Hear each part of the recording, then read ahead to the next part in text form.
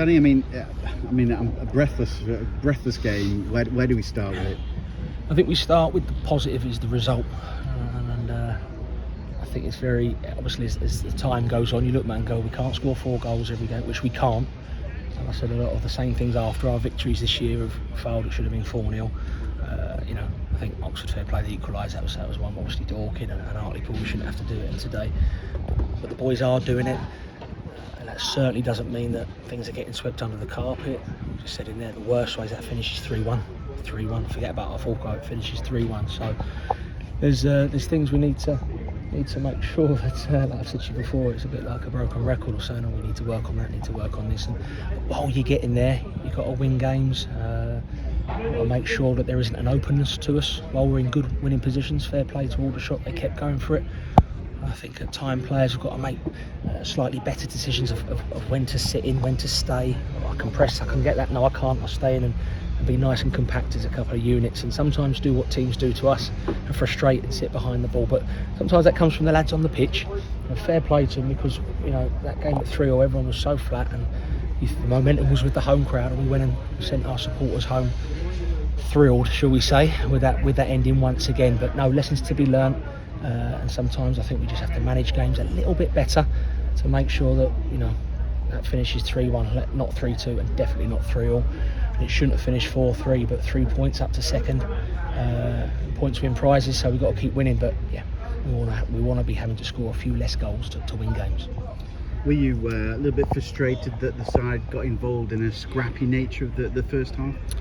No, I think that's the league, and I like the fact that when it gets scrappy, you've got to show a scrappiness to you. You've got to sometimes clear it and put it in the car park. In the same breath, you've sometimes got to know when to bring the ball down and be calm, even in deep areas. So I don't mind the scrappiness. That's part of the league. That's part of where we're at. And even if you look at Premier League teams, when they want to get wins and they manage things, they see things out, they grind things out. The best teams, we are one of the best teams in the league, because there's a lot of them on paper. And I think that our results are backing that up at the minute. But within that, there's areas of improvement, definitely, because we don't want to turn each game into basketball, where you attack, we attack. I think on the whole, we're probably slightly the better team. I'm sure all the shot camp would beg to differ, but we're all going to be biased, aren't we? Some good goals, and obviously they would look at their goals as good, but like I've just said up there, every goal that's conceded, the team that concedes would say they could do better. With our 3 goals, we certainly think there's parts of the build-up that we could have done better with. Are you delighted though with the fact 2 set pieces, and you've getting it? Naylor would make it 3-1 as well, another from another corner. Yeah.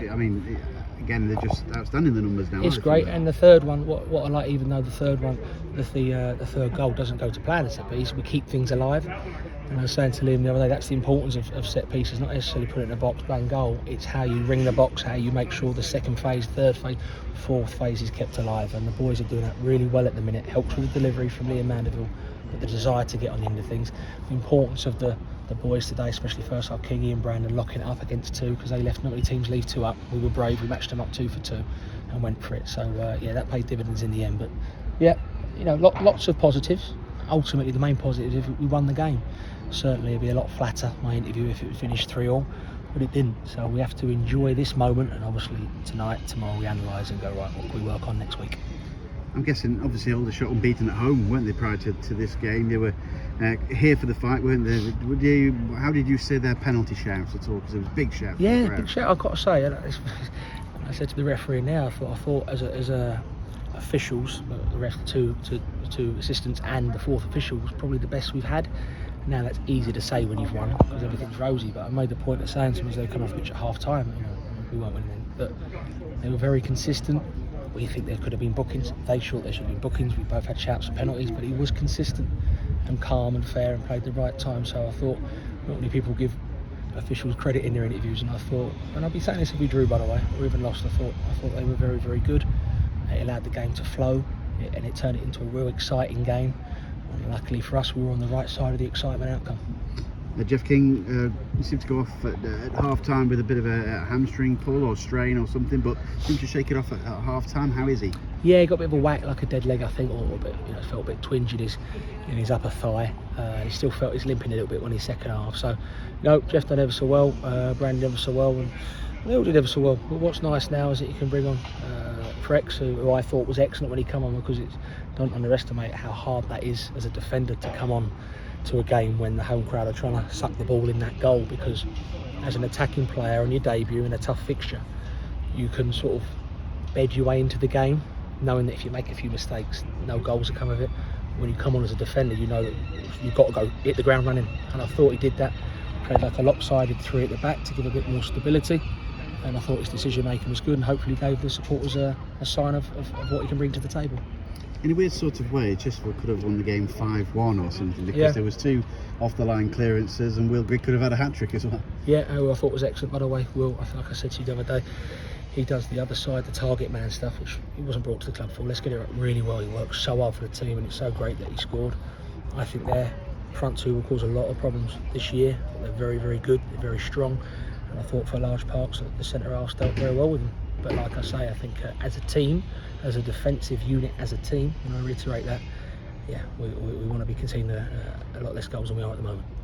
Obviously moving up to joint top, I think it is, if you want to call it that as well. I mean, that must be obviously the icing on the cake with 3 points today as well. Yeah, it is, and you know, the ideal situation and fantasy is that you look back at the end of the season on these days and go, whatever negatives and things that we could have done better within the game, those 3 points got us over the line to the promised land, but that's a long way off. We're going to have to go through a lot more days, not necessarily like today with the score line, but late goals. We scored a lot of late goals, and that's a massive positive.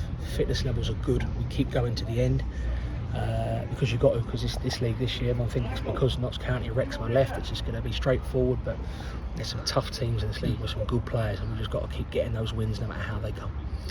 Any news on the injured players? I mean, obviously Williams missed out because of family issue today. Yeah.